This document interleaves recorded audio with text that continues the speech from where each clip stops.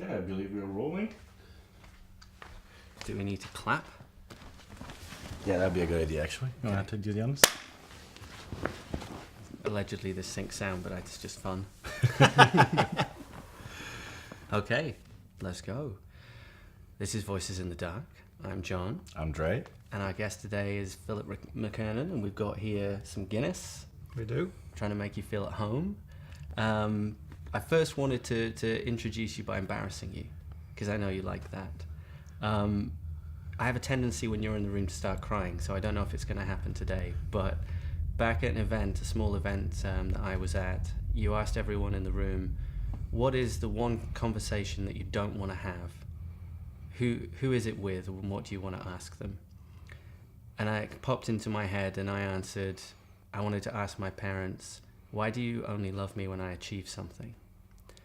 And then I was crying. And I want to thank you for bringing up that question, because over time I've come to realize that it wasn't really anything to do with them. That's how I felt about myself, that I only gave myself permission to love myself when I achieved something. Like I had a check sheet and could go, well done, you did something, now you're okay, but what's the next thing? So this is a kind of emotional terrorism that you go around committing, and I want to thank you for it. But to begin and help introduce you to the viewers and listeners, we've got some questions, just a few kind of intro questions that we've stolen from our friend Eric Godsey on the Meta Programming podcast. So first, could you, if you imagine you're in a chilled out scenario, maybe it's a Guinness pub, and you're introducing yourself to someone, but you're in your flow, you're calm, how would you describe yourself? Personally or professionally or both? Maybe both. But the person you are, what motivates you? Seeing the best in other people. Seeing what's possible for them when they can't see it for themselves. I mean, I've tried the tagline thing. I've tried the 30-second elevator speech and all that kind of stuff. And I tormented myself for years trying to get the perfect, what do I do? How do you describe it? And no one seems to be able to describe it, including my wife. And I've come to peace with the fact that maybe I'm not meant to put myself in a box. So I've toyed with things like, in a business scenario, well, hey, Philip, what do you do? Well, I make people cry and people laugh, but that's also confusing. And then recently I just said to somebody, somebody asked me very recently, what do you do? I said, I help people, but entrepreneurs in particular, answer life's most fundamental questions. Who am I at my core? What is my gift? How can I impact the world? And what is the legacy I want to leave behind? And my job is to help people uncover all of those things so they do not die with any regrets whatsoever.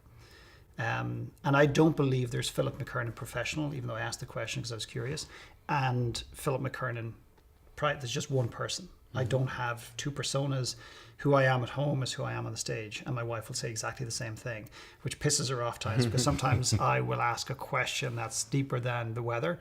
Well, actually quite often, and sometimes she'll go, don't you pull your Philip McKernan crap on me. But she says it in a loving way. She's probably my biggest supporter, my biggest believer, my biggest fan, if that's the right term to use for your wife. But I mean, I think I'm a pretty simple guy. I am intense. I have an emotional intensity. People think I'm very, very odd and maybe lost. I'm actually very in touch with that intensity. And I believe, somebody asked me in a podcast recently, the very first question was, how did you become so authentic? And I said, well, you're making an assumption I am. And she goes, you mean you're not? And I said, no, I am. I'm just not as authentic as perhaps a lot of people think I am. I'm constantly, I'm more authentic than I was 5 years ago. And I hope I'm more authentic in 5 years than I am today. So to me, I feel I'm pretty humble. I hope, I can't control whether people feel the same. So I think I'm pretty grounded in that regard. The next question, which flows into it, is how would your best friend describe you? Pain in the ass. Yeah. Storyteller, totally sarcastic, loyal, and hopefully courageous. And partly you covered the next bit, but how would your wife describe you? How would she describe me? It's a tough question. Wow. Depending on the day, it could also be a pain in the ass. I am. I can be difficult. I mean, I can be. And we were just talking about this in the green room, about, people are saying, about owning their difficulty and their difficultness, if you want to call that. And I can be. I mean, there's a real cost to the work I do. I'm out there. I'm putting myself out there. I'm expelling a tremendous amount of emotion. And people seem to see always the forward-facing person that's on the stage or whatever it happens to be in different parts of the world. But there is a cost to that. So sometimes when I come home, you're just not as present as you would like to be. You're shorter in terms of your temper and stuff like that. And while I've come a long way on that, I still want to acknowledge the fact that it's there. So I think depending on the day, but I think overall my wife would say that, and she literally said to me, she said, that your ability to constantly evaluate and not settle in your own life, but the desire you have for other people and their growth is palpable, sometimes to the point where she feels there's a significant and maybe too much of a cost. To you? Or to me. And I would say, and I'm speculating here now, but probably in turn to her. The final part of that question is, how would something like whichever sort of system of thought you have, God or source or some sort of broader consciousness, describe the thing that calls itself Philip McKernan? Give that one to me again. I'm just off a plane, so I'm jet lagged, so I'm using that maybe as an excuse to delay the question, but I need a sip of Guinness for this that'll one. Help. If we're zooming out in a few lenses of how you describe yourself, then you think, how does a friend describe you? How does a close person describe you? And then away from all the ego games and storytelling, if there's just a kind of broader consciousness, if it was God looking down and going at this meat body called Phil McKernan, what do you think it would say?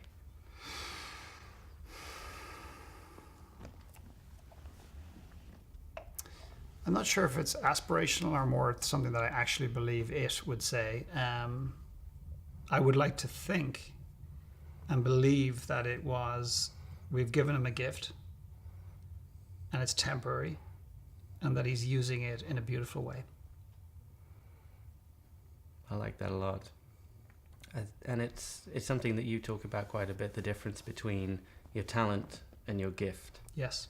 Could you explain the difference? Because I've heard you describe it before and I still feel that I don't quite grasp it in my hands, the distinction. And it seems really important. It is important. One is very, very intellectual, and one is, I'd say, much more in the emotional space. So a talent is something that's very heady, and a gift is something that's more spiritual, for want of a better term. So the example I sometimes use is my wife. So she's an accountant by trade. She studied to be an accountant, but as I jokingly say, and not that, it's not even necessarily funny, and it's not even a joke, is that she's the worst accountant in the world. Not because she's bad with numbers, but because she was never destined to be an accountant. So she went off and studied accounting. But if you go back and understand her journey, she comes from a fairly modest background. They didn't have a lot of money. So her objective was to get out of, let's call it poverty or a place of little means and progress in a financial capacity beyond what she grew up with. So that was a primary motivator. And a lot of people are moving away from what they want, like running away from what they don't want as opposed to moving towards what they do want, which is a really huge issue in the world today. So her guidance counselor said, you're good at math. Your sister's an accountant. Accountant gets paid well. So she goes 1 and 2 and 3. So she comes up with 9. And she goes off and studies and everything else. And over a period of time, conversations we had together, she realized that this is not what she wants to do. But her biggest challenge was, well, how do I turn my back on all the years I've put into this, which is the letting go piece. So she basically walked away from what she was talented at intellectually, what she could do. And she's now executing more in the gift space, both as a mother of 2 beautiful kids and as somebody who now helps women who have certain struggles and so on and so forth. So she's now helping humanity in a way that is a lot more emotional and a lot more spiritual. And rather than just doing their books for somebody, she's actually helping them grow and to become a better person. So that's an example. I'm not sure if that answers the question completely, but a talent is something that you can do well, but you don't necessarily enjoy. A gift is something that you're on this earth to do, and it has a mission or a purpose attached to it, that it's not about you, it's about humanity, it's about the world, it's about other people, it's about impact. And when we talk about impact, a lot of people think you need to be on a stage or writing a book. Bullshit. You can impact one person at home, you can impact your dog, you can impact your community, you can impact the world, whatever it is for you. Don't judge and compare it against anybody else. It's quite a common struggle with people I meet. I guess I tend to make friends with the kind of people that got stuck doing their talent and they really want to do their gift, but the world is rewarding their talent. Yes. And doesn't care as much about their gift on the surface, at least not monetarily. And so they can't focus on it. At least they feel that like they can't. Well, a gift is something that you'll do regardless of money. To me, it should not be tied to money. So it's a really interesting distinction. So thank you for bringing that up. It's a really great point. So what a lot of people don't know about me is they think that I went into coaching because I made enough money doing whatever else I did beforehand. Now I have the freedom to go into coaching and speaking and writing and all that kind of stuff. What people don't know, and what most people don't care to ask, is not just how did you get started with this, because a lot of people put that the day you got your first check. So a lot of us tie our value and our self-worth to whether it's monetizable or whether you've received payment for it. And I think that's a hugely dangerous benchmark in society. So what people don't know is there was a little pub around the corner from where I lived in Castleknock. And I used to meet a guy or girl upstairs on the second floor. We didn't have any drinks. There was a little alcove and a little table. And I couldn't afford a meeting room. And I would meet them and coach them one-to-one. And the model was very simple. It was coach them one-to-one for 1 hour for 6 weeks. And they had to give me some sort of monetary recognition of it at the end, which would go to a charity. I wouldn't take it. So it's $10, $20, 10 euros, 50 euros, 100 euros, whatever it was. I'd meet them for 6 weeks, 1 hour a week, and then that was it. And no matter how good it was going, they couldn't engage with me because I was paranoid about creating an ongoing coaching program that they were over-reliant on and that they didn't make the decisions for themselves. So the point I'm trying to make is that I was doing this irrespective of any monetary payment. I just chose to step out and do this full-time, monetize it at certain levels. Not everything I do is it costs. And now this is what I do full-time. There's a question that we continue to struggle with and talk about between ourselves, which I think really ties into trying to find out if you are now accessing your gift, which is how to tell the difference between the moment where, or if it's not a moment, but it's a continuing process. Should I keep struggling until I definitely get there because I have to? And think I'm deluding myself. Actually, I don't think I'm going to be a great opera singer. That kind of moment, because it feels in the moment like it's the same moment. Well, I think that's probably a little bit of a struggle between the head and the heart, or the head and the intuition. And I think a lot of people find it hard to distinguish the difference between intuition and what's a thought. And I think this is what it all gets screwed up. I mean, when my brain kicks in, it goes to shit. I start to second guess. I get fearful. I worry. I get paranoid. I get the old insecurities come back, the old patterns that are there, like, are people going to come? Do they give a shit? Are you good enough? Who's going to listen to you? All that kind of stuff.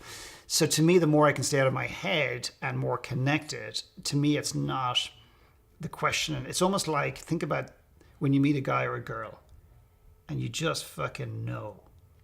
You don't need to ask the question. And if you're asking the question is there for two reasons, probably. One is because there's a legitimate reason you're asking the question, or two is you're just trying to fuck it up because you don't feel you deserve that boy or girl in your life. And they're two very different things. So to me, that question, I stopped asking that question. And I think the question pivoted for me. And again, I'm just sharing my own personal experience because that's all I have right now, is rather than saying, is this it? Is this it? Am I beating the drum? Am I going in the wrong direction? Whatever the questions were, I went from knowing I'm heading in the right space, knowing, like a feeling of knowing. Like, that's something that most of us never experience. I mean, clarity is something I work tremendously hard with clients.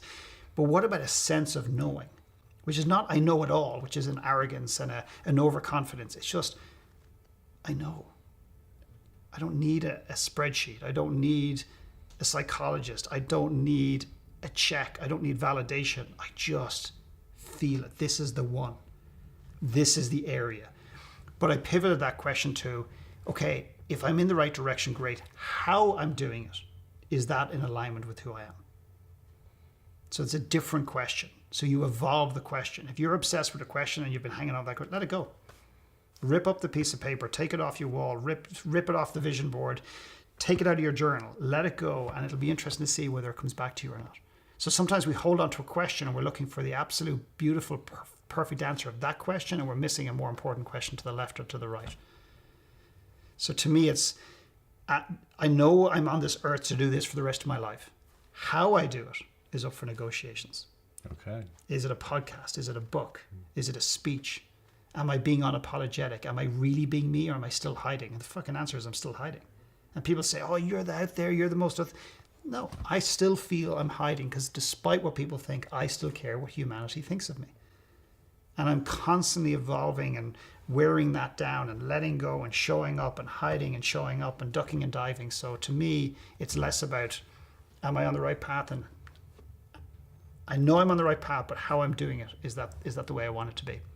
And do you think, so that sense of knowing, I think hopefully most people listening will have experienced that at some point, and yet it can often be pretty fleeting, like then the voices start coming back in. Why do you think so many of us are running away from that sensation? I'd say there's two things going on there. Number one is they don't trust themselves, or number two, they're scared shitless of their gift. Most people are scared, like tremendously scared of their gift, so they don't actually want to find it. So this is a very odd thought process, but literally people will pay me thousands of dollars, travel thousands of miles to sit in front of me at a workshop, a boot camp, one-to-one, face-to-face, for the clarity that they don't actually want. How's that for a statement? And I've said this to clients and they go, you're absolutely right. When you get close enough to the gift, they shut down. And I'll tell you why. There's number one is I think people are genuinely afraid of change. So what if I change and my mum doesn't love me anymore? What if I change and my friend doesn't love me anymore? Or what if I just change? There's a degree of uncertainty with that people don't like. But here's another perspective. What's even more scary is what if I uncover my gift, which is already there, it's dormant. You're just not in touch with it. What if I uncover my gift? Am I prepared to run the risk of failing at why I'm on this earth? Talked about this kind of thing recently, didn't we? Mm-hmm. Now that's a scary prospect, because after that there's nothing but darkness, and people are not prepared to take that risk. Yeah. Like, I'm all in. I'm not half foot in. I am here. Like, I am all into this thing. If this goes to shit, I don't know what else there is. With respect to my family, there would need to be more purpose for me, and I say that so respectfully. I love my kids, but if this goes to shit, I don't know what else there is, because there is nothing else for me. This is it. And I think that commitment and that knowing forces you and creates opportunities and says to the universe, no, I'm fucking committed, and it responds accordingly.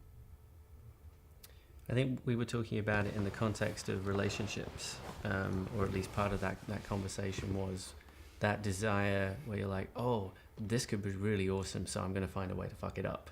Like, to find an excuse, because the danger of opening up to the possibility of being so painfully hurt is terrifying. And I think that's the equivalent if we're talking about finding this gift, or if you've always wanted to be a poet and you've never dared publish a single poem, and then you put it out and people don't like it.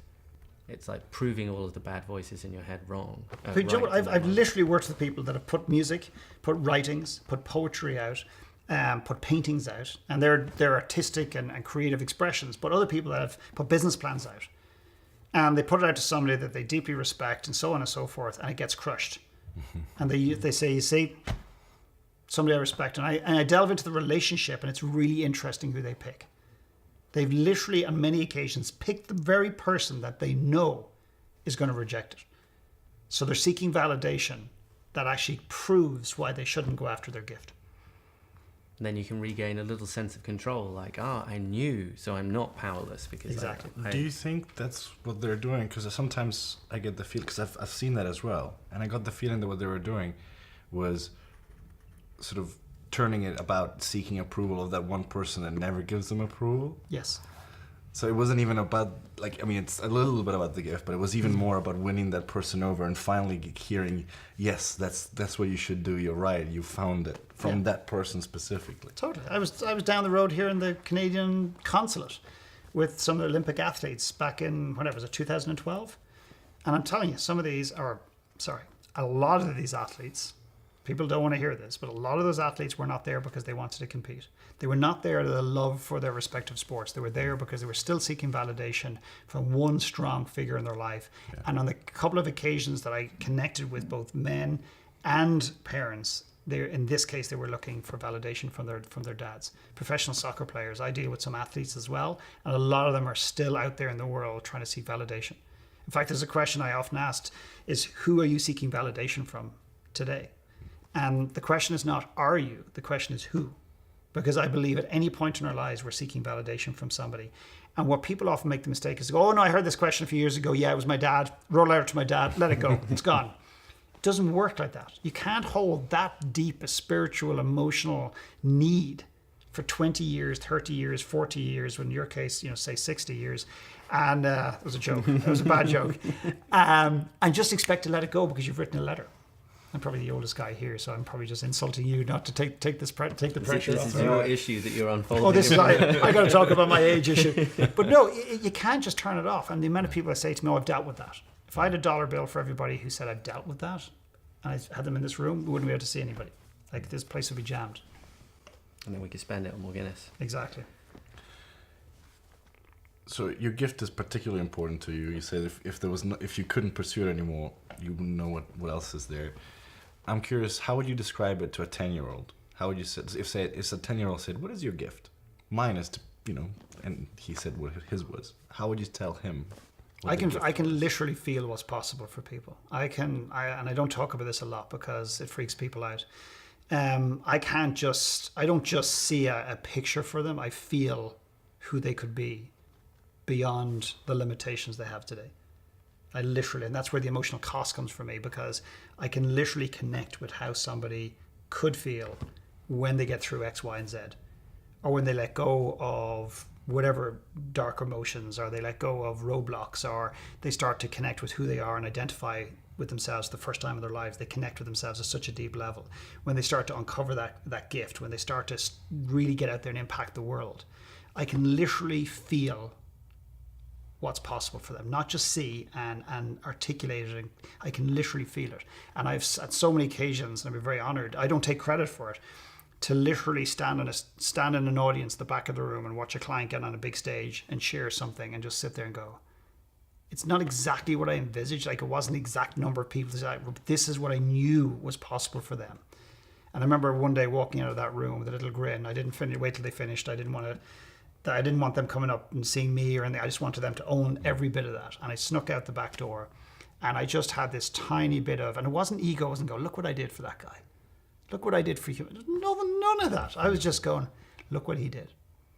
I just created a mirror. I just created a space that I supported him, and I challenged him deeply. And I wouldn't let him escape from the truth.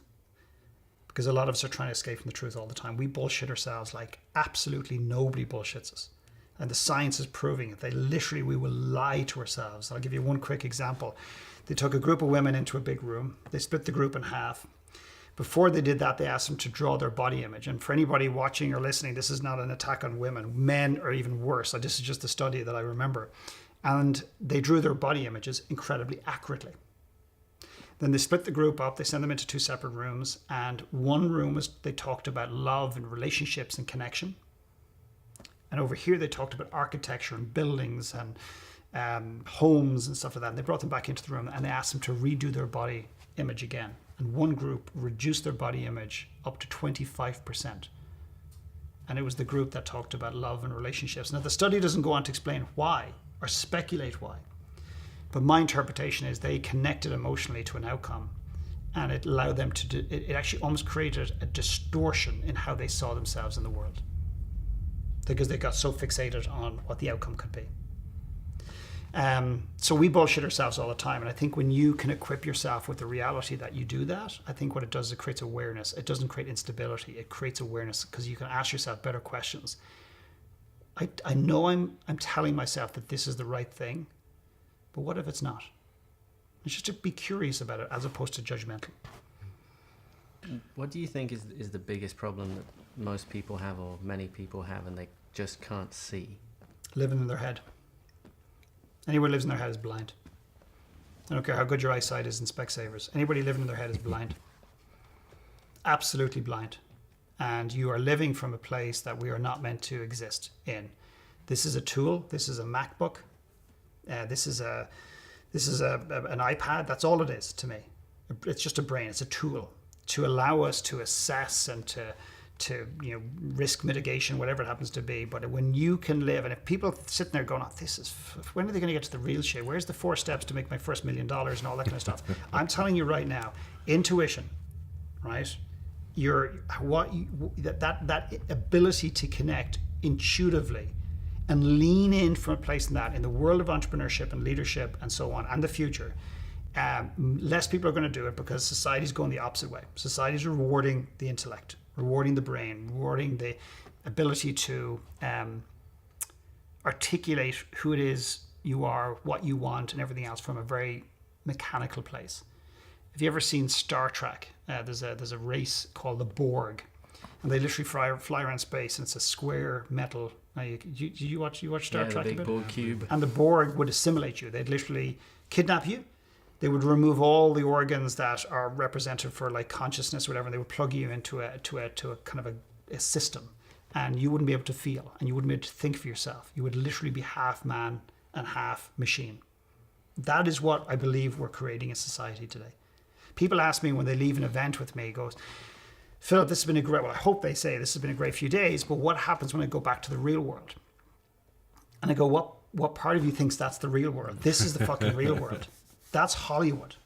The minute you walk outside the door, the world is going to want to assimilate you and bring you back to where you were before, or even further back. And another thing we talked, and you sparked this thought, I didn't jump on it at the time, is yes, you have people wanting to sabotage the dreams, but the other side of it is when you share a dream with someone who's not in a good place and is not living their own dreams and aspirations, often they want to knock it, because what it does is it exposes them in some capacity. You sit around a group like 7 couples sitting around talking about homeschooling their little kids, and often the people that are so against homeschooling have never tried it, but by God they have an opinion on it. I mean, they're a fucking expert in homeschooling, but because they read a book about it or they read an article. Your kid's going to be socially inept. I don't know whether they will be or not, but the point is you haven't tried it. Yeah. So that's the biggest challenge in the world today. People are living in their heads. And I'm telling you, I've seen the magic both on the ice and in business and off the ice personally when you lean from a more intuitive place. I'll give you one quick example. I had a guy the other day who wanted tactical advice on a business decision. And he was getting into the tactics, and typically me, I was just sitting there I was watching his energy, and it was he needed this deal, or there was some energy about it. And I said to him, do you trust the guy you're about to get into business with? And he goes, 100%. And he kept going back to the question almost pissed him off, which of course is interesting. And he kept going and going and going. And at the very end, he looked at me and I said, can I just ask you one more question? He's almost like begrudgingly said, okay, how much time have you spent with this guy? And this guy's a lovely guy. He's a really cool guy, very smart. And I think I'm smart, but the thing is, I can't see my shit either. And he went on to describe that he's spent a couple of hours on Skype, maybe a couple of hours face to face in a busy crowd, and so on and so forth, like nothing. And I said, you trust him 100%? And you're making the decision from that place? So just in case anyone's wondering, well, why would you expose that? Like, are you trying to mess up the deal? No, I'm trying to equip him with the understanding that he's acting from a place of scarcity on this deal. And if he can go into this deal and he chooses to do it, knowing he doesn't trust this guy 100%, maybe it's 90, then he can say, is this the deal I would do with somebody I trust 90%? Do you see the difference? Yeah. Then he might sign a contract that allows him to buy into this deal, allows him to address the deal in a year or two, allows him to dance before they get into bed. I was trying to help him, but he thought I was the threat in the room at that point. I was trying to sabotage it. Quite the contrary, because I've seen so many people act from this place, not ask the real questions, and then it blows up. Or it just goes slightly sideways, or it starts to deteriorate over a period of time. There's a lot of resistance from people, I guess, probably to you. I guess you get Yes. you get a lot of this. But when you were talking before about you try and make changes to yourself, and people try and hold you back, the sort of crabs in a bucket pulling you down, how do you think we can try to help, I guess, retrain people to be able to accept that? When you're changing how you train other people, you don't. because that takes a shit ton of energy.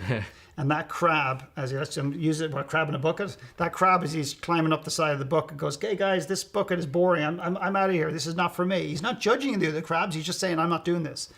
And he's halfway up the wall. I'm just making this shit up based on what you said. He's halfway up the wall. He's about to jump out to whatever the unknown is.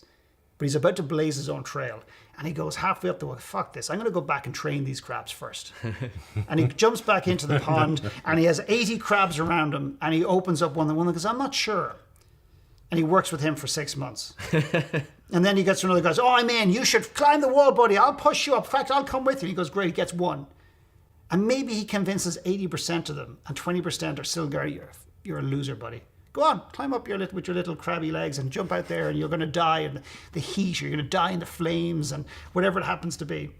And he's going to, and then suddenly he jumps out the other side, and he looks in the mirror, and he's fucking 70 years old. In crab language, or crab terms, or whatever, I don't know what that is. What is a crab to you? And his fucking life is over. Or half over, or 3/4 over. The point is that bring people on this journey, absolutely. But sometimes you have to let them go, because the energy it takes to wake people up to what's possible for you, and to validate and to give you permission and say, "Go for it," it just takes too long. And I know this for certain because I did it most of my life. And what it does is it also gives you a reason not to change, because you're too busy trying to change the crabs. And there's a part of you doing that because you don't want to jump out of the fucking bucket. You want to stay inside. There's a part of you that desperately wants you to play small in this world. And to have the courage to say, "Guys, I'm only out here. I'm not turning my back on you. I'm just outside. Come and visit me when you're ready. But this is just not for me." No judgment. I love you. There's nothing wrong with where you're at. It's just not for me. Problem is, people go, "We're homeschooling our kids back to the dinner party." Or why? Because everybody that doesn't is an idiot, and they're just selfish and they're not good parents. I mean, good luck with that one as well. So to me, it's about letting go of needing people to validate and to give you permission to go after what it is you want, or just to go after, even if you don't know what it is. I think that's one of the biggest things in the world. People are afraid to take a step because they need it to be perfect. And the analogy I use is, you're living in Vegas, you hate Vegas, and you're thinking of London or Lisbon or Dublin or somewhere else, and you just go, "Well, what's the problem?" I said, "Well, I don't know where to move to." I said, "Well, it doesn't matter. Anywhere. It doesn't matter. Anywhere but Vegas." Because you know. It's so funny. People put so little value in what they know, and they're putting all the value in what they don't. Right. They would literally say to me, "I'll give you $10,000 to help me get clear about something." And I can do that. Not without the help, of course. But I go, "Well, what do you know?" "Well, I know I hate this." Fuck, that's immense. So what if you didn't pay me 10 grand? And what if you just acted upon what you know as opposed to what you do not? But what if I go to Lisbon and I don't like it and it rains or whatever? Well, then go to London. But what if I don't like London? Well, then go to anywhere. Don't go to Afghanistan, live in a cave. Who gives a shit? The point is, you're doing something. And the universe, you go back to whatever's up there, I call it the universe. The universe will respond. It will help you along the way. It will throw you a bone. It will throw you a signpost. It will carry your suitcase. It will do something for you. Because I'm telling you one thing. People think that I'm some anomaly or some courageous guy or whatever that has achieved all this on my own. Bullshit. You know, I wouldn't have met you without meeting Brian. I wouldn't be here today without you following up and saying, "No, I want you to be the first guest on our show," and we couldn't make it till a year later. Mm-hmm. I wouldn't be here without friends like in the US, like Jason, a friend of mine who runs Mastermind Talk. I wouldn't be here. You know, I wouldn't be here without my wife. I wouldn't be here without my parents, literally, in some respect. So, to me, it's about letting go of the people that are not, in a coaching capacity, I've gotten very good at letting people go. So there's somebody sitting in front of me arguing with me. And I just go, I'm not doing this, buddy. Grant, I'm wrong. Great. Just step aside, because there's 10 people just behind you with their hands up, and they want to learn, they want to change, and they're open to a new possibility. How do you think we can help other people to change? I mean, obviously this is what you do professionally, but if there's someone important in our lives and they don't yet know that they really need help and they're not ready to say, "Please help me," do you think there's some way that we can try and lay the groundwork rather than trying to tug them? Absolutely. 100%. You do it yourself. You do it and watch what happens. Guaranteed. So on myself, you work on this, and you're there for them. But be very careful that we don't enable the behavior. So there might be a pattern of being a victim, or a pattern of sabotage, or whatever it happens to be. So there's a fine balance between being there for them and not enabling the behavior. And enabling a constant behavior is sometimes even just listening to the same thing over and over and over again. And sometimes I think most of us have somebody in our life that wants to talk about how bad things are, but just doesn't want advice. It's a lot of people, actually. Okay, there's a lot of people. Okay, so by listening to that person, you're not giving them bad advice, but you're enabling them. So what you do is, so people then jump to a conclusion. They go, "Oh, this guy is just recommending you just cut everyone out of your life and be an asshole." No, I'm not. I'm not. I'm saying if you really want to help them, I think you have a moral obligation to turn around and say, "Listen, John. Listen, Henry. Listen, Sarah. We've been here before. Now, every time I try to give you advice, you don't listen. So do you just want me to sit here and just listen, or do you want advice? I just want to know which it is." And then that'll give you a better understanding. But ultimately, it's about letting them go. And letting go and giving up is different, by the way. I should have differentiated that. Letting go is just opening your hand. So think about this. If there's a daffodil bulb or a seed or whatever in my hand, and I get it and I squeeze the living shit out of it, what will it live? No. Will it get light? No. Will it get some moisture to the sweat in my hands? Perhaps. But how well will it do? Not really well. And a lot of us live our lives like this, very controlled, very tight, very scarce, very fear-based. I love my mother to bits, and I've never shared this before. And this just happened in the summer. I was back in Ireland, and my mum has a Volkswagen Golf, and she gave it to me for a week to drive around Ireland, and very generous of her. And I realized something by pure accident. There's one button in the entire car that's actually worn. You know, the little, like the you know, the whatever, the blinkers, whatever, like the little kind of like red thing, and white little, you know, because it shows you what the icon that shows you what the button is. There was one button that was completely wiped off or almost gone. And I just went, wow. And it was the door lock. And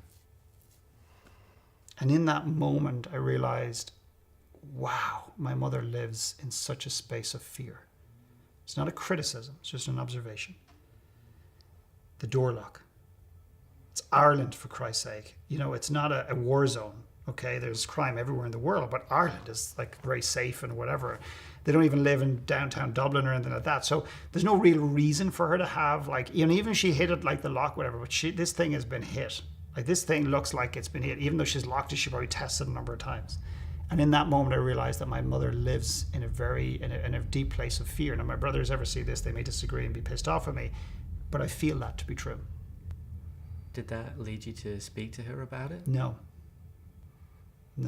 I chose not to bring it up. Not to say I won't. I've addressed my mother a number of times in different capacities about her health, about her unwillingness to look after herself, her overgenerosity, her giving, on like just give everything, like just open the veins, give. And while that's a beautiful thing, I feel that people who give so much of themselves are almost giving themselves away because they don't have value within themselves. And I've chosen to let go of my mother in a big way. I love her. I'm here. I'll still hug her. I still see her. But I've had to let her go. And that's been a really painful thing for me. And to let go in this means you're not trying to I guess control is the wrong word, but you're not taking on the burden of trying to fix things that she doesn't want to fix. Yeah, I can't. I can. I just choose not to, and I tried. Like up to a few years ago, I brought her to this retreat center to help her with nutrition and awareness and everything else about, you know, and I've tried a lot of different things, and I feel that enabling a behavior, like just sitting around and allowing it to happen, is as bad as giving the item over to somebody in some cases. So I had to let it go, and it's a really tough one, and it's not easy, and I haven't fully let it go, but it's letting go is just a continual thing and a reminder. But that's just what I'm choosing to do, because there's a big world out there, and there's a lot of people who need a lot of help, and that's what I'm here to do. Giving is a big theme in the work that you do, and you created a film called Give and Grow. Yeah. And I wonder if you could talk a bit about giving of the positive kind rather than the open the veins and give yourself away in the process. What is the other more positive sort of giving?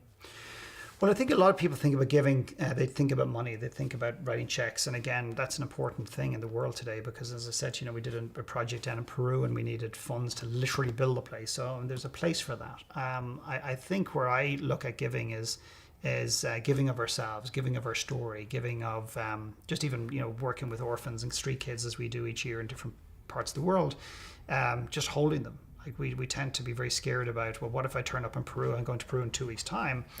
Clients are asking, how many toys do I bring? And do I bring suitcases of clothes? And I go, no, you show up. They go, well, what do I bring to the kids? I said, you. But what is that? What do you mean me? Just you. Just you. And just is the wrong term, but just you. And what we do is we literally hang out with the kids.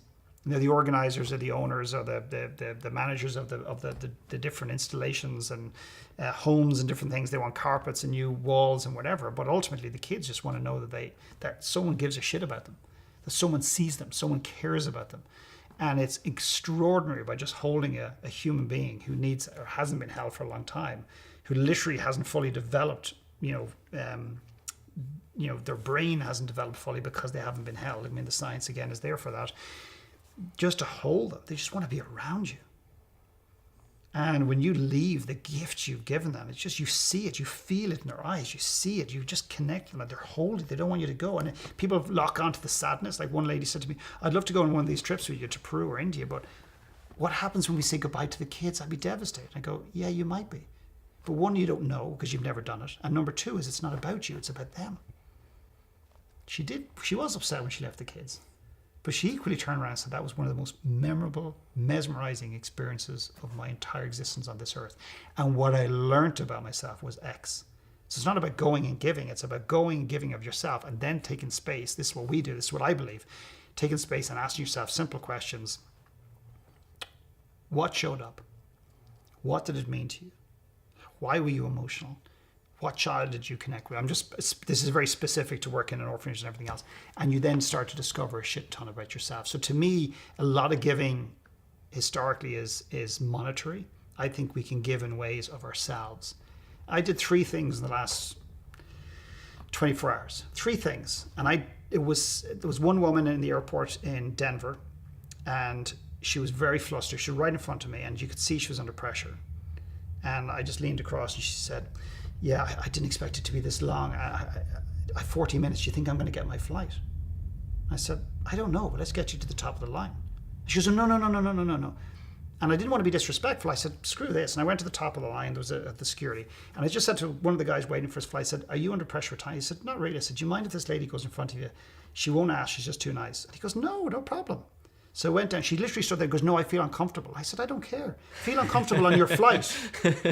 You can feel uncomfortable on your flight, but right now you're not going to be on a flight. And I had to persuade her. She wouldn't ask. And then another way, a guy literally went off a bike. He was going down around by Regent Street and he just turned the corner just in front of me and slammed onto the ground. I just went over and it was just intuitive for me. And I helped him up, but I helped kind of get his bits that he dropped and everything else. And everyone's just standing there watching him. I'm not knocking London. I think it was more intuitive.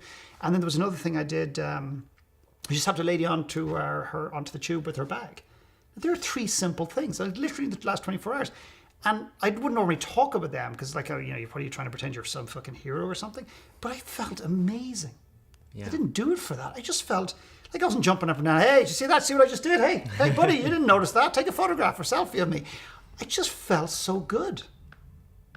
They might have thought I was odd or weird or whatever. That girl I could have embarrassed. I didn't never intention to embarrass her, but she could have been pissed off at me. But it just felt so good. I think a lot of people kind of push back in that way against those moments, thinking, oh, but ultimately it's still self-serving if you're doing it to feel good. No, well, doing nice things does feel good. That's the fringe benefit. That's the side effect. That's not why you do it. If I'm standing there saying, okay, he's landed on the ground, he's probably bleeding. Okay, I should go over there because it's going to make me feel good. And I'll log it into my app, my feel-good app that I did another Call of Duty today. No, that's different. That's orchestrating something. That's giving to receive. And the minute you do that, it's like being vulnerable for a reaction. It's like trying to be vulnerable to connect. And that backfires, and you should. It should blow up in your face every single time because you're doing it and you're manipulating people, including yourself. There's a principle among Amazonian peoples called Aini, which is this idea of reciprocity where you give and you will receive, but you're not giving in order to receive. Yeah, it's just this unspoken circulation of goodwill and positivity, and that carries through to an environmental consciousness as well, that you respect your surrounds and they will provide for you.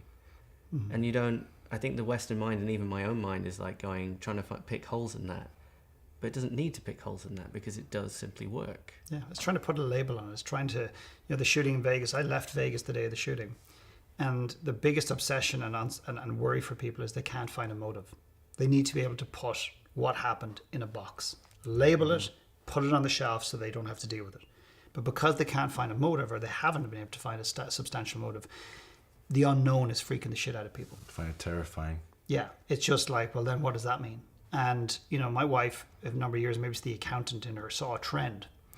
And beyond, unknown to me, she just went into her, we don't have a big database, but she just went in and she called me aside one day. She said, you give a lot of time to people. I said, yeah. I said, well, yeah. So I'll do a coaching call or here and there, and I'll work with young people and whatever.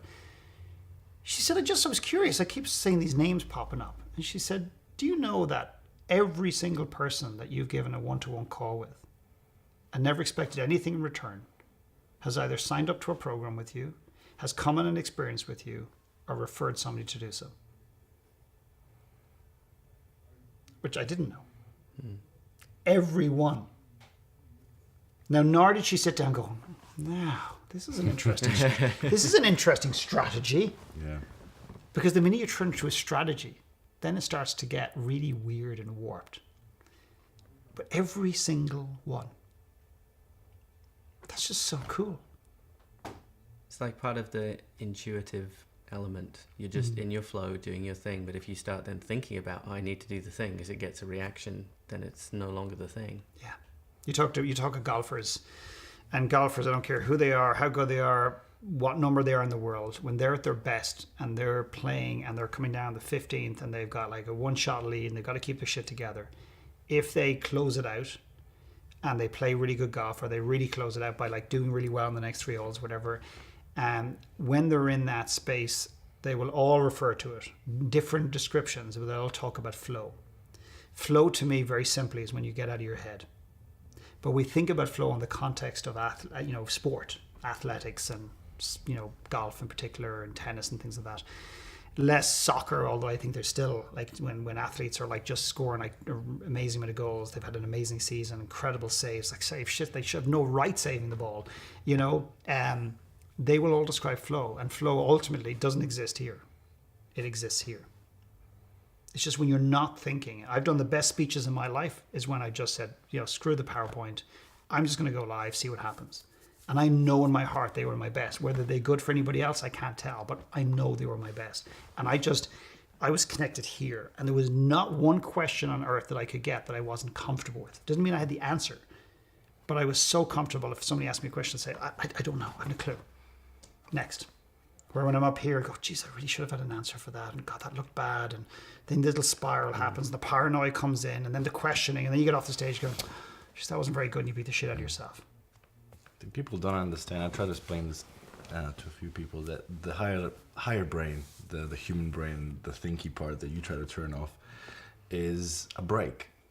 It's designed as a controller, as an inhibitor of all the other parts of the brain. It's not an action. It's not a center of action. It's not a generator of things. It's designed to control the flow between all the other bits so they don't create chaos. Yes. But your true self is deeper and doesn't speak with language. Yeah. So the moment you try to use the language part to create action, what you're doing is stopping stuff. But I think a lot of people put a lot of pride in their own thoughts and kind of think that that's who they really are. Yeah. Because they think that the part that speaks is the part that created what the speaking part is talking about. Yes. But they're not connected. I think we saw a study where the speaking part narrates what happens to you after it happens, not at the same time. It's like, oh, he picked up a glass of water. You were thirsty. And then you hear it. But this is kind of disconnect. Another thing just on that, I'd love you to hold that thought for a second, because there was a study done recently. It was brilliant. They had 2 decks of cards. One was rigged for high wins, high losses. And they had a group of people, and they watched them deal with the deck of cards, the rigged and the non-rigged. And when it comes to the rigged deck, it took them 50 cards of whatever games they were playing, for them to start to go, I think there's something wrong with this deck. It took them on average 80 cards in, 80, for them to be able to actually articulate how the cards were rigged. But what was fascinating, that only 12 cards in, as they reached for the deck that was rigged, not the other one, the sweat glands in their hands opened up just for a millisecond. And that is associated with the part of the brain that is connected to intuition. Interesting. So deeper levels have already been aware They knew. going on. I had a client of mine who arrived at a workshop, and she had this beautiful, and I don't mean to be disrespectful, because it was a story that she genuinely believed consciously. And her story was that her husband ripped her heart out of her chest by cheating on her in the most disloyal way. And this was the story she told everybody. And she was getting the oxygen that she needed to validate the story. And this is where courage is required. When you really feel that's just enabling a behavior, and you believe that you've doubt in the story, do you have the courage to respectfully challenge it? And when she came to this event, she was telling the story, and everyone was going, oh my God. And you could just see it. She was going, yeah, me. And I was looking at her and I'm thinking, this just doesn't feel right. I'm not saying people aren't hurt. I'm not saying women and men are not brokenhearted. I'm not saying that. But I'm saying in this case, she was telling the story and she needed for everyone to agree with her. But when you're brokenhearted, you don't give a shit if people agree or don't. You're just brokenhearted. You don't need people to validate it. She was trying to sell the story. And I said, I just don't believe that somebody as smart as you and as intuitive as you didn't see this coming. And I wasn't trying to blame her. I was trying to give her a different perspective. And of course, she got really angry. And I looked at her and I said, I know you're angry, but let's get beyond the anger. Are you telling me you didn't see anything? You didn't have any sense? You didn't have any red flags as small as they were? You didn't see anything coming? And her head went down and her face came up and the tears rolling down her face. And she said, I knew the day I met him, and I knew the day walking down the aisle. And she was vibrating in anger towards herself because she chose to ignore it, because she was so desperately needing a relationship to make her happy, that she was so fixated on the outcome that she chose to ignore the little signs, which is something we all do. I do it. I've done it. I'd probably do it again. Now, what I equipped her with there, and what we equipped each other with, and what she allowed me to equip her with, is the realization that there's a pattern here. That if she didn't know that that was the pattern, she'd probably repeat history again. Now she knows she can get over the anger and the blame and the regret and the self-disdain for allowing herself to be treated by somebody she knew in her heart was going to do it anyway. And then she can be aware of that pattern when she meets the next guy and signs the next deal and so on and so forth. Sorry, I did interrupt you there. I know you had another thought. I'm sorry. I just wanted to add that because I thought they gave some more additional context to the conversation. It just got me thinking about something else that came up earlier. You were discussing parents that talk about like homeschooling with such conviction that it's like the best thing, and if you don't, or it's vice versa, that you shouldn't. Either or, yeah. And it brought up another sort of cognitive oddness that human beings seem to do, and the way that I describe it is that most people wrap their choices into their identity. They tie I have homeschooled my kids into I'm a homeschooler of kids and it's a good thing. So if you say I'm not going to homeschool my kids, you haven't just challenged their choice, you've challenged their existence, you've negated them. But I'm wondering if you can give me your insight as to why you think we do this and how can we help people get out of it. Well, because we don't know who we are. It's as simple as that. We don't know who we are. I mean, I don't mean to oversimplify it. I mean, I think it's a wonderful observation, and it's an observation it made in a way I've never heard it before. I fundamentally believe one of the greatest journeys that week. I do an event every year in Ireland, and I spend a week with people on identity. And people go, you'll travel all the way to Ireland to figure out who I am. Yeah. Or find somebody else to help you with it.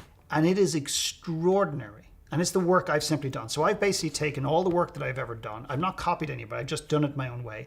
And I create experiences for the work that I did eventually and maybe would love to have done sooner in my life to get more awareness. And if you think about one of the biggest questions for a lot of people is, I'd just love to find my passion. What is my gift versus my talent? What is my, like here? What is my passion? What is my gift? But a lot of us are looking outside of ourselves for these things. I'd love to go and find my passion. As almost we describe it as if it's lying under a fucking rock on a mountain somewhere. It's not. It's here. It's always been here. You just haven't got in touch with it. You haven't wanted to, etc. What we talked about earlier on. But the simplest approach, not the easiest, is to get to know who you are, to understand who you are at the core. And I remember an example of a lady sitting on day one of this experience in Ireland, and she's sitting to my right, and I looked at her and I said, just give me your name and why you're here. And she said, my name is Marie, and I'm here because I've just gotten lost in the busyness of life. I've got 2 kids, we've got a business, I'm supporting my husband, he's in the business with me, and so on and so forth. I just got lost in the busyness, and I want to get back to who I am. I said, that's fair enough. I said, can I ask you a question? It was a bit early, this is day one, and I said, did you ever know who you were, like at the core to begin with? She looks at me and she just goes, and I love this girl, she's a really good friend of mine. She just closed her eyes and the tears came. And she goes, no. Because I can't speak for you guys, but I never walked through my school, through my young childhood, and no one ever took me aside and said, hey, buddy, take some time out and figure out who you are. It's kind of the opposite. People tell you who you are. They're too busy telling you. So to me, I think a lot of it is down, it's a big identity question and challenge in the world. We see it in the military in the US, where there's 22 military personnel a day killing themselves when they leave the force. They take off, they zip that uniform off, they take it off, they drop it on the ground. And not just have they lost their identity in the uniform, but they've lost their iconic status in society because they're seen as heroes. Thank you for your service. Let me buy the coffee. Here, do you want my first class seat? Whatever it is. I see it all the time. I mean, I don't buy it. I don't get it. I get the whole appreciation, yes. But what people don't realize, they're putting them on a pedestal, that pedestal they have to get off or fall off eventually. So we're part of the problem. I was in the Pentagon. I literally had a meeting at this. And they were saying, this military issue, this military issue, this military. I said, guys, with respect, it's not a military issue. It's a human issue. Mothers who say goodbye to their kids when they're 17, 18, turn about, look in the mirror and say, who are you? I recognize your face. You have a few more wrinkles. You got glasses, which you didn't have 12, 14 years ago. But who are you? And in this case, it is more prevalent in women with children and mothers. It's not just it, but it's more prevalent. And then they spin around, and if their husband is still in the room, they go, I recognize you, but I don't know who you are anymore. And what I'm saying there is the invitation is to address this a bit sooner. Is love your kids, devote to your kids, be there for them, everything else, but don't let them define you. Men and women in entrepreneurship. We saw, the big recession that happened in both Ireland and the UK and the world a number of years ago. People in Ireland were like, there was one guy jumped off a bridge. Jumped off a bridge, one of the most successful. When all of his money and his stuff was taken away, there was nothing left. That was his entire identity.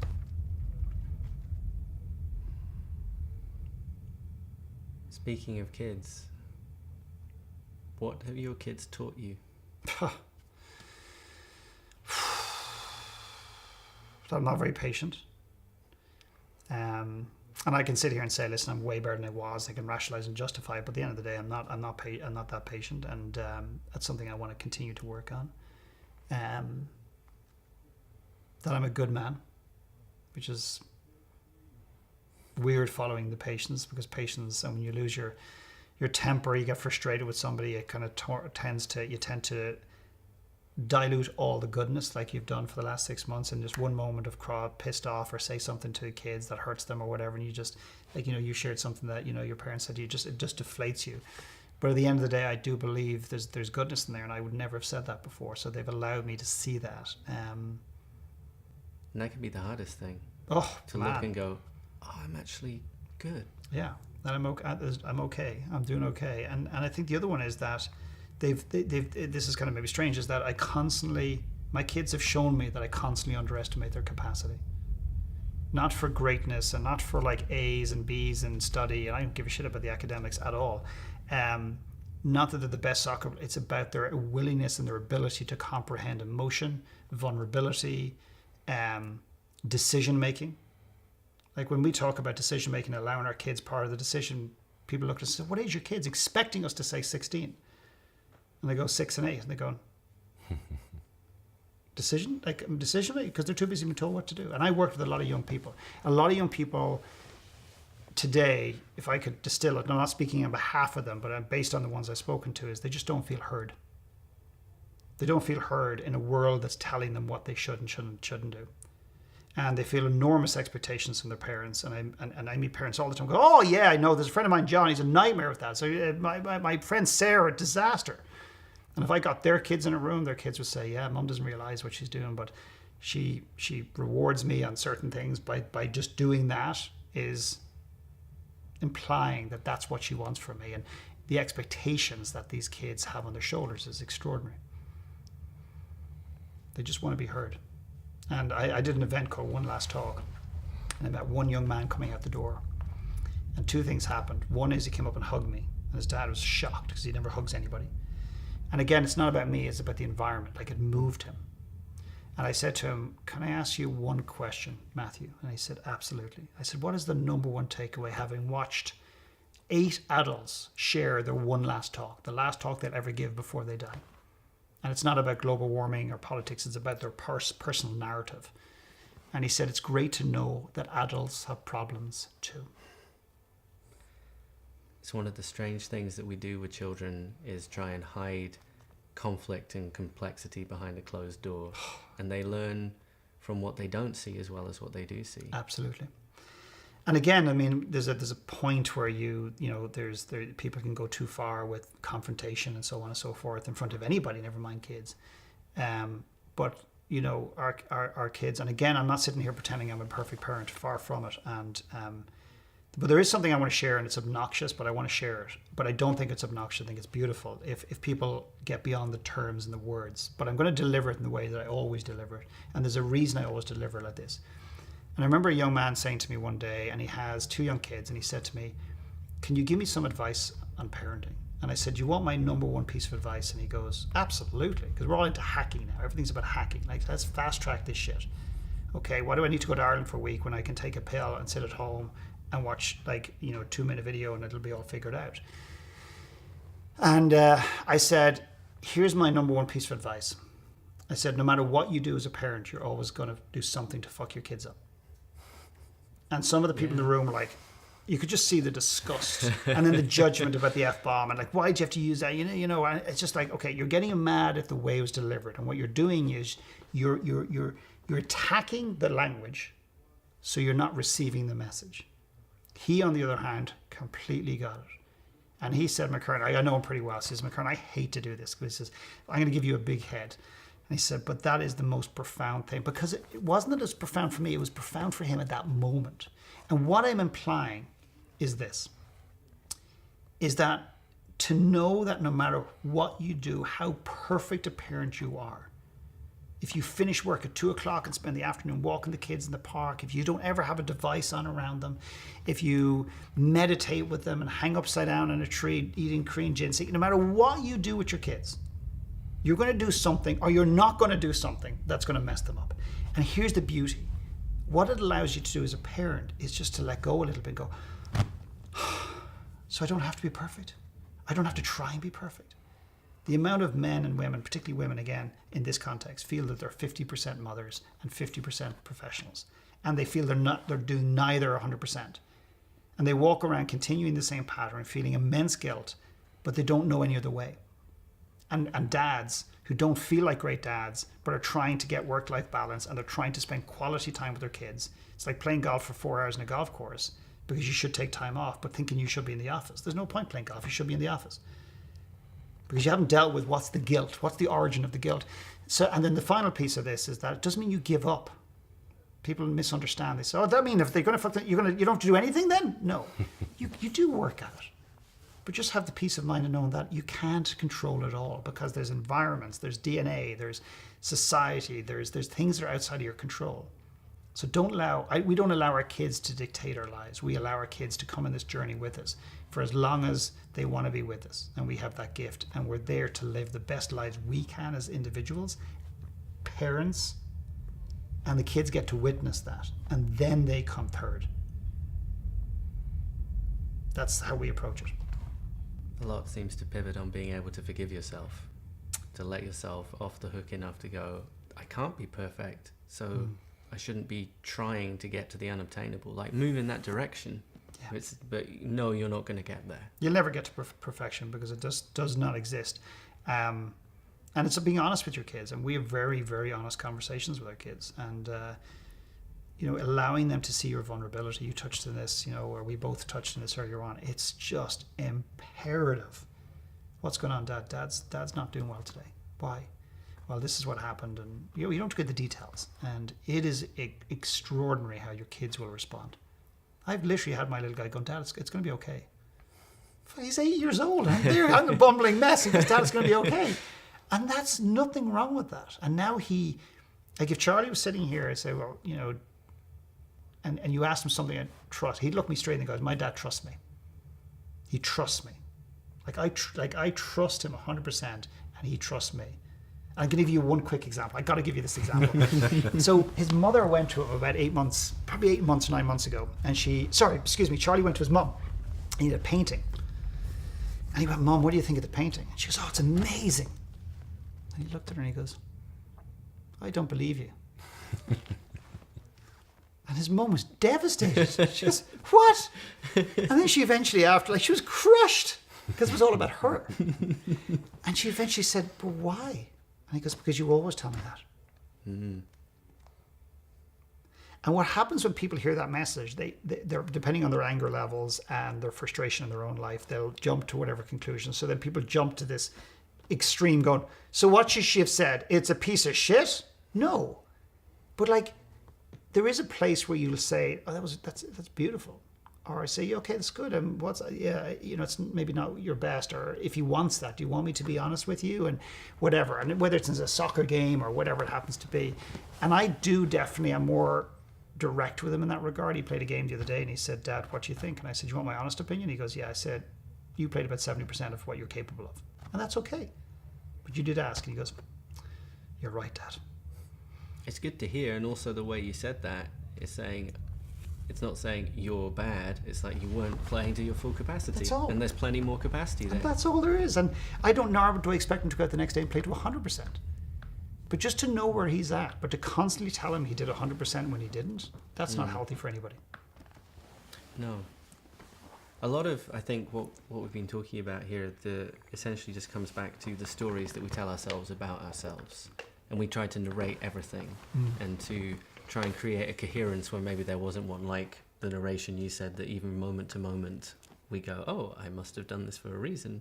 People with short-term memory loss will do this thing called confabulation, where you ask them, so how did you get this cup of tea, or why are you here today? And they don't know, but they'll come up with something instinctively and not intentionally lie. But we always want there to be a reason for what we're doing.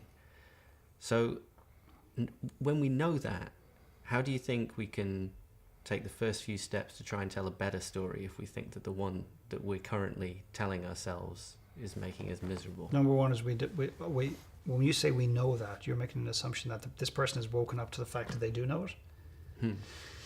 So to me, the first step is to absolutely recognize that you're doing it. Now, fully, not just intellectually, but emotionally. And that is the number one thing. And then it's not about telling yourself a different story. It's just about stop fucking telling any story. It's like letting go of the story that you're telling yourself as opposed to trying to create a new one. Because what ends up happening, my biggest concern with people when they do growth, personal growth, internal growth, whatever you want to call it, is that they go from here, then they go to here, they do a strategy, and then they're here. And they've gone through this step process, but it's all intellectual. But they haven't connected emotionally with it. So therefore, the pattern probably comes back, or they haven't got to the root cause of it. And then the other thing is asking yourself, why do I do this? So let's just say, number one, they actually own or are open to the fact that they do this. So then the next question is why? So it's not about jumping to the new story, the next story, whatever. That's like jump. I'm curious. I want to know why you do it, because my assumption is that that's not natural. That's not a natural tendency. That's not our natural state. So if it's not our natural state, it's come in for some reason, obviously to protect us. We've witnessed it at home. We've introduced it for some reason, protection or something. I want to know why. I want to know what's driving it. And one of the key drivers when you have people like that is anger. It's the number one key driver when it comes to distorting reality. Like where people are literally tell themselves a story that doesn't exist. And it's unresolved emotion, unresolved anger. And that anger is so strong within them, it distorts how they feel and therefore think about the world. So to me, it's always about the why. When you get to the core of the why, then you can start to dismantle that so it doesn't actually appear again. Does that make some sense? There's what technique is it I've seen you hammer people with, which is the 5 whys or something. or I think we nicknamed it like McKernaning people. It's like, I don't remember where I picked this up from, but it was this idea that it takes 5 whys to get to the real why. So I did it to a friend of a friend who was struggling with his relationship, and what he was struggling. I tried to show him this technique because it sounded like she needed to hear it as well. So I said, "This is. I want to get to your problem so that you can help her get to hers." Yeah. And so he told me that what he struggles with is her wanting to prevent him to go out with his friends. And I asked him why. And it took a while, but after why, it turns out that the reason why that was such a big problem was because he feels that he's at his best when he's with his friends, because he gives to them and, he finds it rewarding. He finds his best self being when he's with his friends. So her negating that was her negating that, not so much the going out. But it was why. It's like, because then I can't, do this. And so you were talking to the guy that wasn't being allowed out, or Yeah. didn't want, and you were getting to his real why. his real why of why he was getting frustrated around this. Yeah. Okay, interesting. And then the other option then, of course, is to go to her why. Why does she do this? Yeah. And that's really interesting as well, because it's not about she's afraid that he's going to cheat, or she's afraid that she wants more time with him or whatever. There's a real core reason. I'm not sure if it's 5 whys. I think 5 whys will certainly get you closer to the real why for sure. I think sometimes on occasion there's probably more whys, and it also depends how open people are. I mean, 5 whys from here to here, or 5 whys from here to here. And how deep people are prepared to go with you, because we're all very protective emotionally. So if I got a stone, I threw it at you. I wouldn't throw my Guinness because I'm enjoying it. Throw a stone at you, you'd probably go to this. Then you get up and beat the crap out of me because you're a big, strong guy. But we do the same emotionally. Somebody's coming at you emotionally or asking a question. We do this and we protect ourselves. And that requires immense courage, not to shut up and close down. And to be there and have a conversation with somebody and have a conversation with ourselves, that requires real courage. And that's trust in self and trust in other people. And that's a really cool place to be. But in a relationship like that, it's so unhealthy. I mean, relationships that, and I hope I'm not being disrespectful if you guys are in a relationship with this, but the one where, you're going to Vegas for 3 days? Well, where am I going? Like, I've been in those. So I don't care wherever I didn't care where you're going. I didn't book a ticket for you. Why didn't you go book a ticket for yourself? And so, well, if you do this, I get this. And you're in that relationship, there's something wrong. Yeah. There's something you're not addressing. There's an unhealthy underlying tone to it. And also and we see this thing about this paranoia about people cheating on each other and checking Facebook's messages and checking journals and checking this and everything else. And what ultimately you're doing is you're actually pushing that person further towards the very thing you don't want for them. So what's actually going on there? Is there a part of you that actually believes it's going to happen? And therefore it doesn't justify the behavior necessarily, but are you actually enabling the behavior that you say you don't want, but at some level you feel you deserve? Yes. There's something I wanted to share with you, which is something that a shaman that I worked with in Peru, the ayahuasca and other plant medicine retreat, Don Howard, who we've interviewed on the show, says, which is, in order to serve, you must first be fit for service.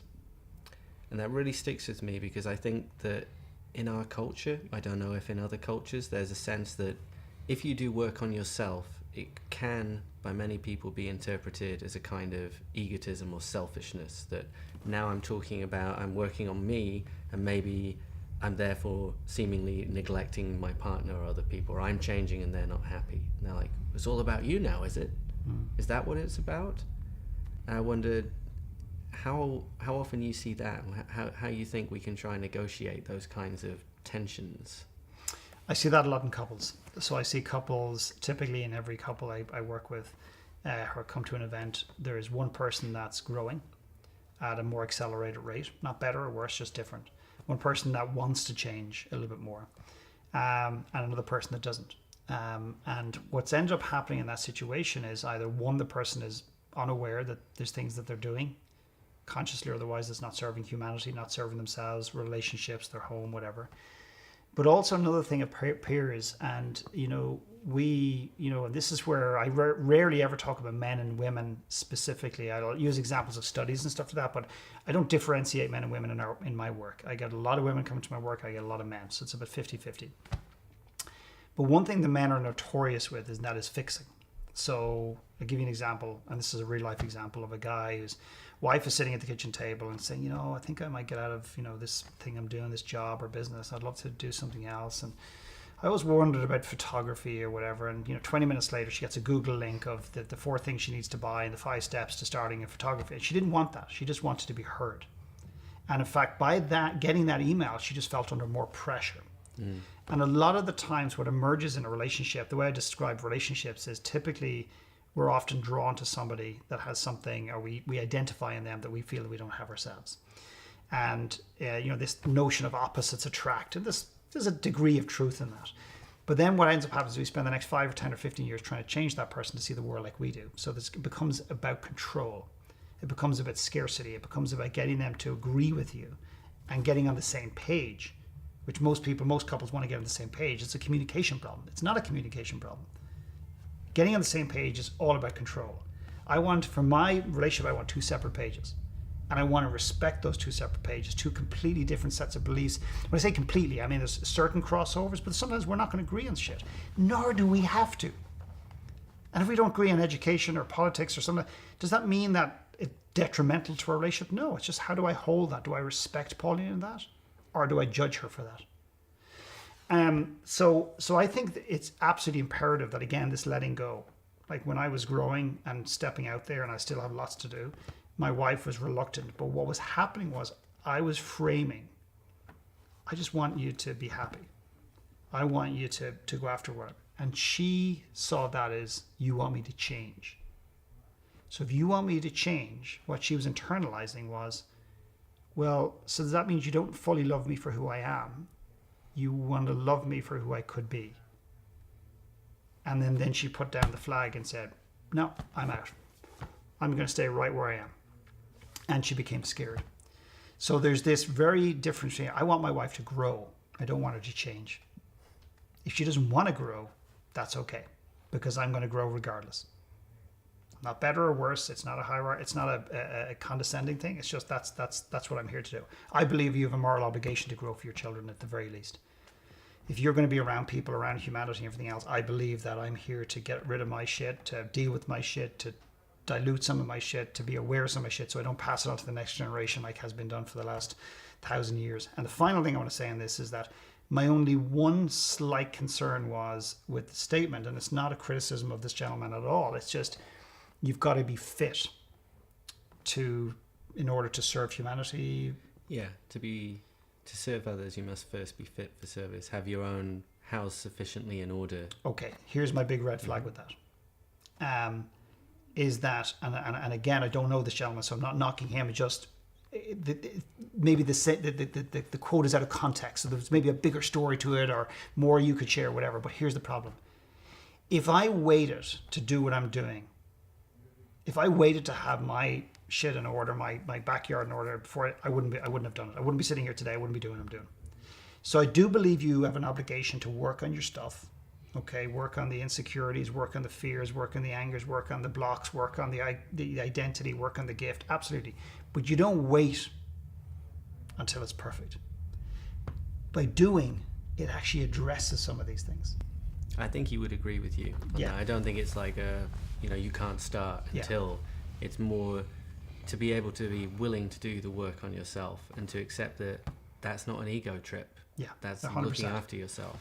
Yeah, and I suspect, Jeff, if you're connecting with this guy and you have respect for him, I absolutely believe my core that's exactly what's going on, because I'd say we would sitting here, we'd be nodding at each other and agreeing with that, and that because that energy, it sounds like we would be in agreement. But I met a guy recently and he said, I want to get out and I want to coach and I want to do a lot of coaching and I want to help the world, but he said, I don't believe I'm good enough.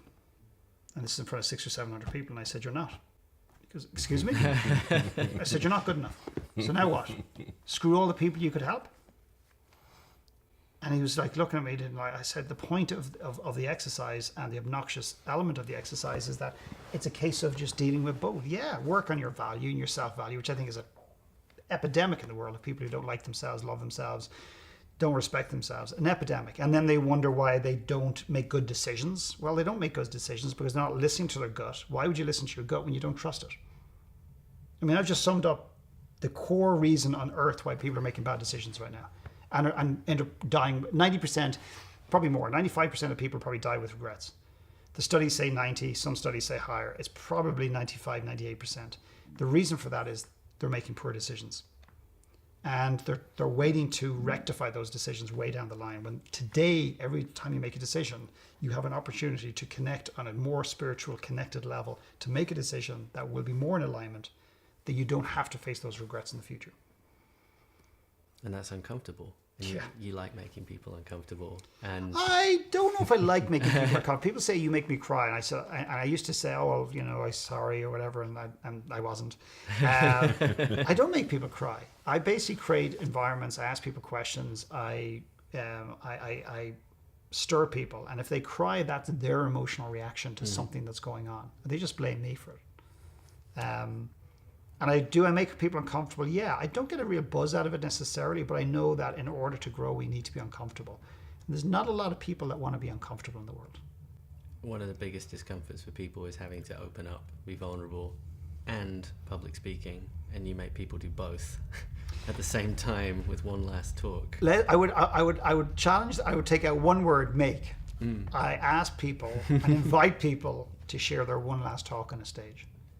And I would invite everybody that ever listens to this interview to do the same. Doesn't matter about where you deliver it on a stage, like the stage One Last Talk, which is an actual event. It's about going through the process. And I'm writing a book about One Last Talk, how anyone anywhere in the world can extract their one last talk, why it's important, and how to do it.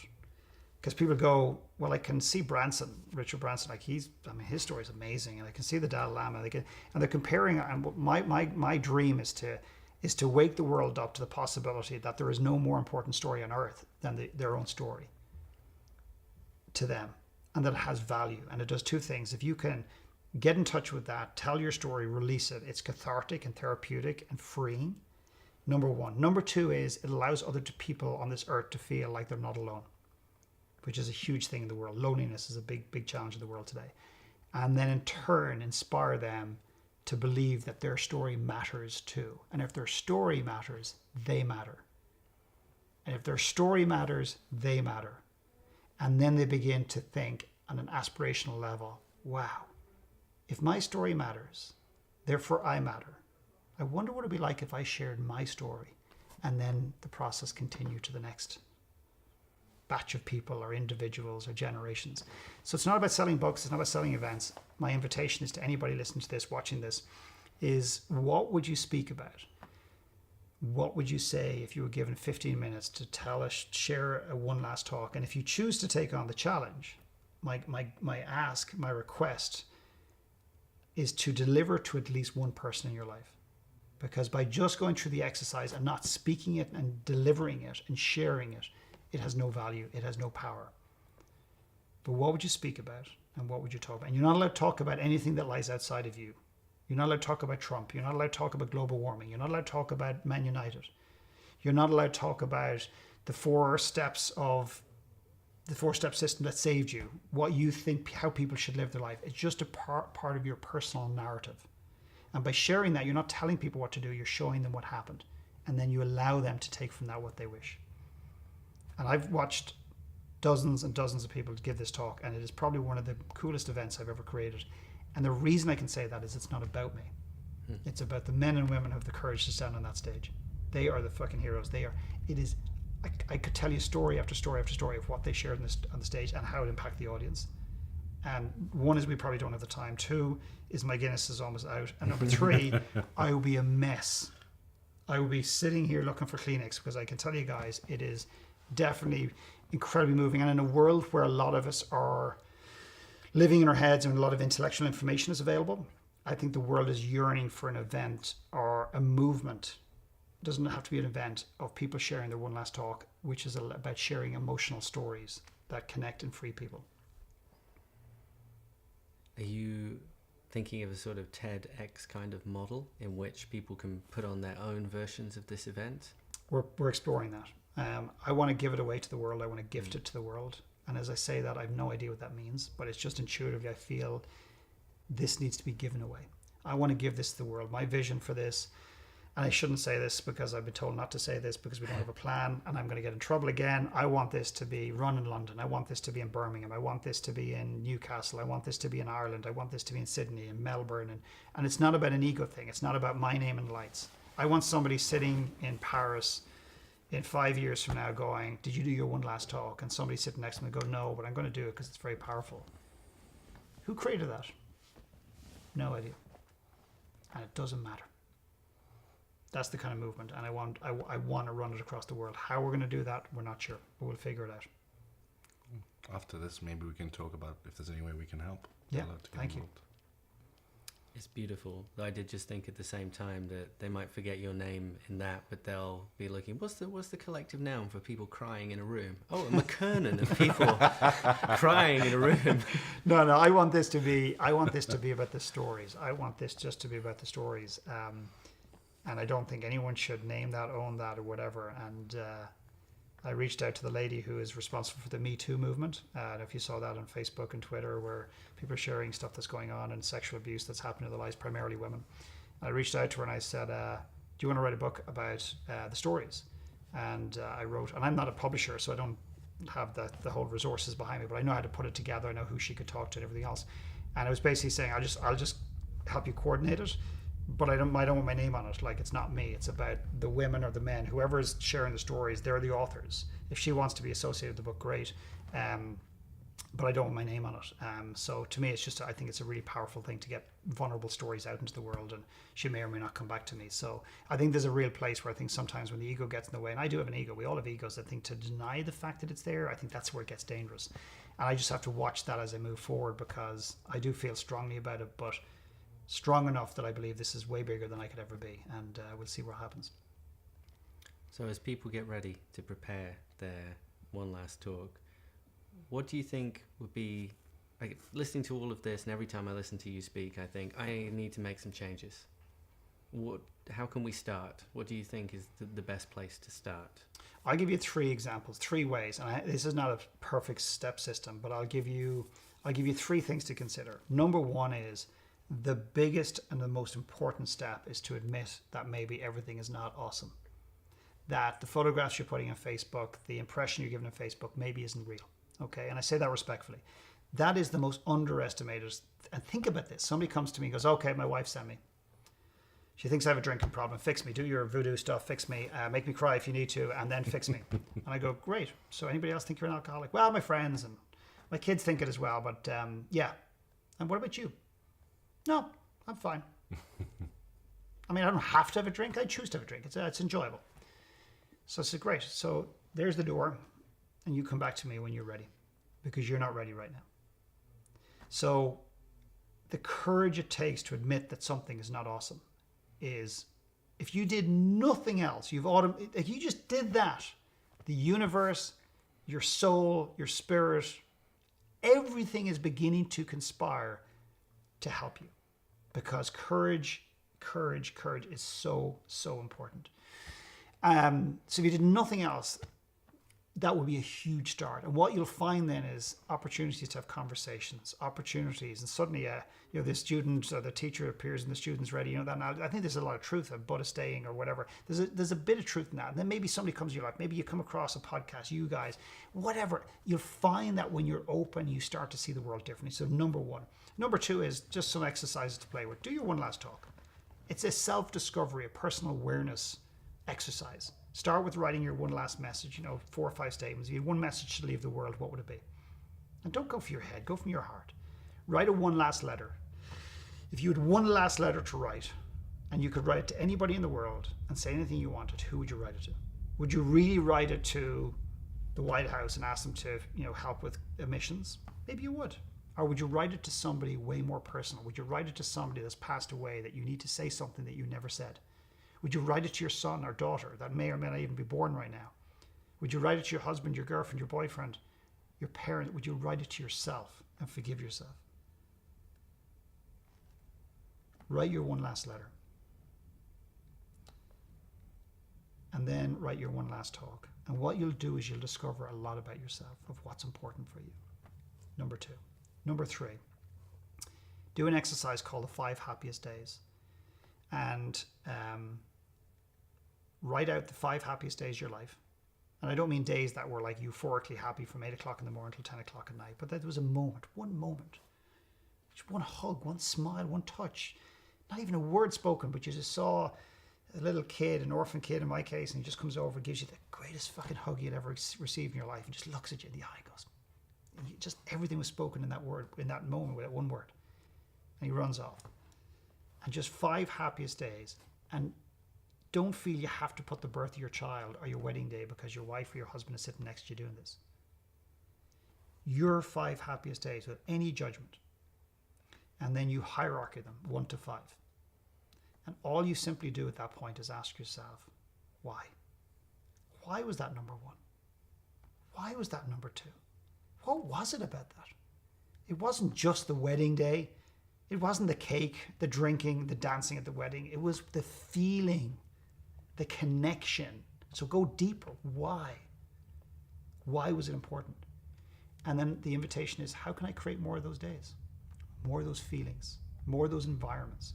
And that has literally been the catalyst for the most personal retreats or experiences, workshops, boot camps, Brave Soul in Ireland, the Give and Grow, the Peru thing that we talked about before we came out here. Those came out of that exercise. Life leaves clues. And we're too busy looking for it over here. And sometimes it's right at the end of your nose or 1 millimeter below your skin. So there's 3 exercises people can go away with. Is it going to fix everything? But go into them with no expectations. Just go in and just have fun. Do it with a fucking smile on your face. When there's judgment, there's no growth. When judgment exists, there is 0 growth. So when someone goes, Jesus, my happiest days was in Old Trafford and watch, I keep talking about United, I'm probably going to piss you guys off, I don't know. United beat Chelsea or whatever, that was one of the happiest days of my life. I'm like, oh, that's a bit pathetic, isn't it? I thought I would have more depth after listening to this.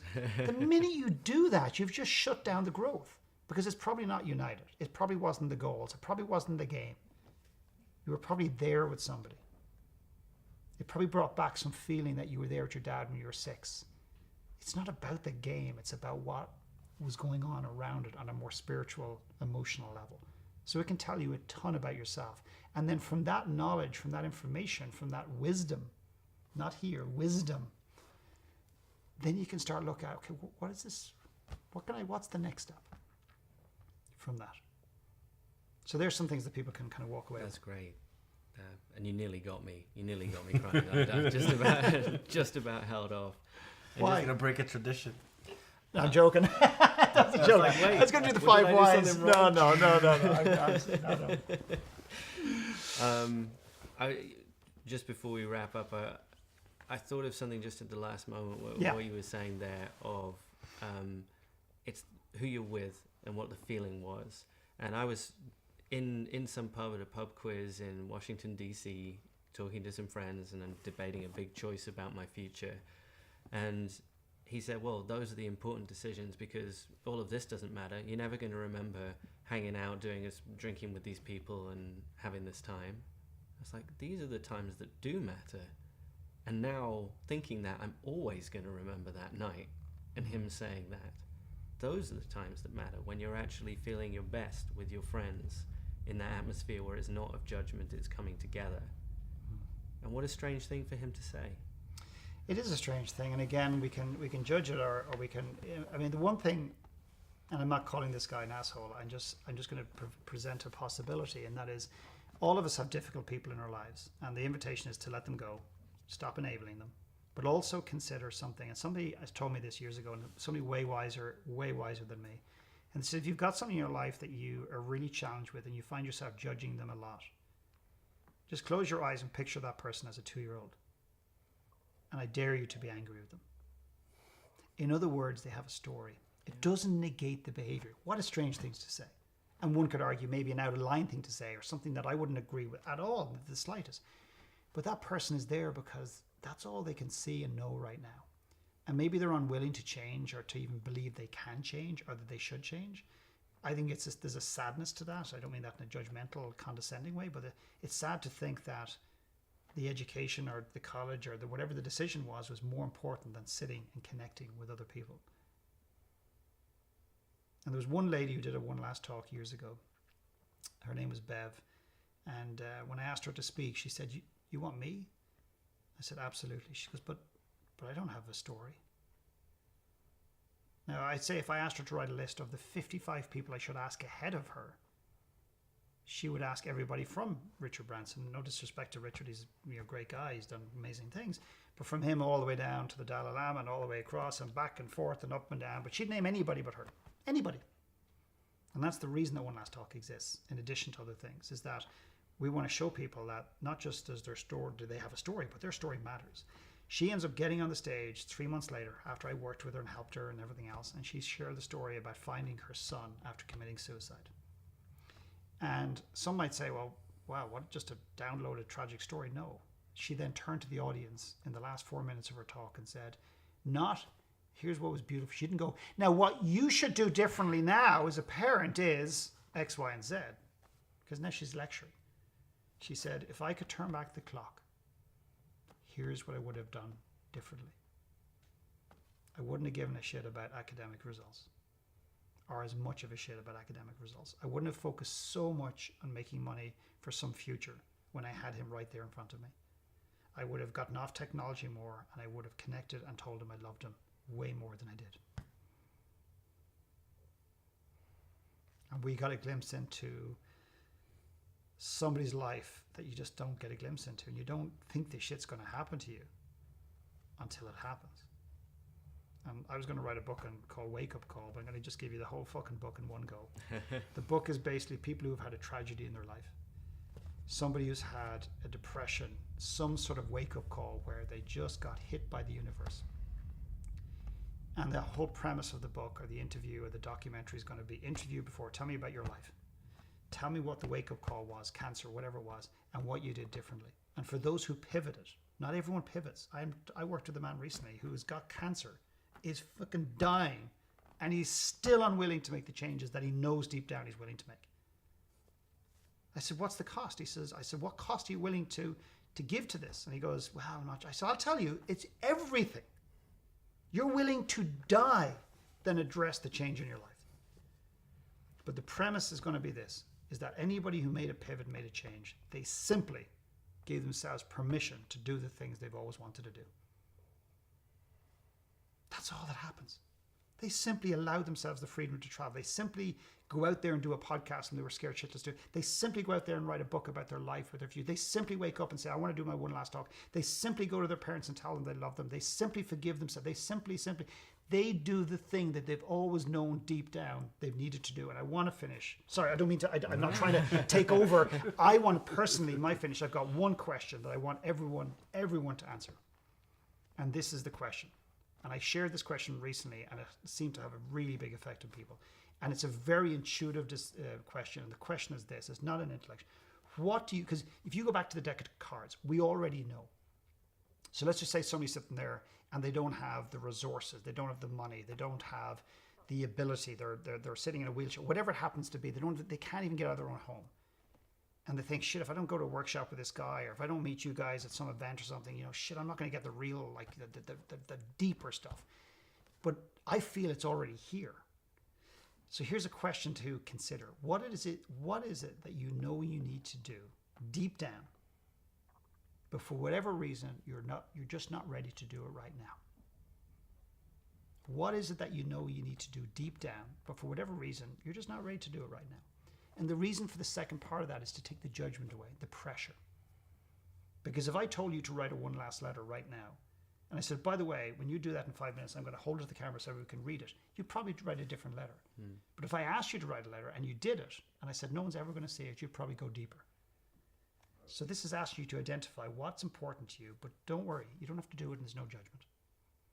And I can tell you whether you're the woman at the altar who already knew, where you're the deck of cards and you're reaching for it, or whether you're many clients that I work with who intuitively already know deep down what they want, but they just don't see it.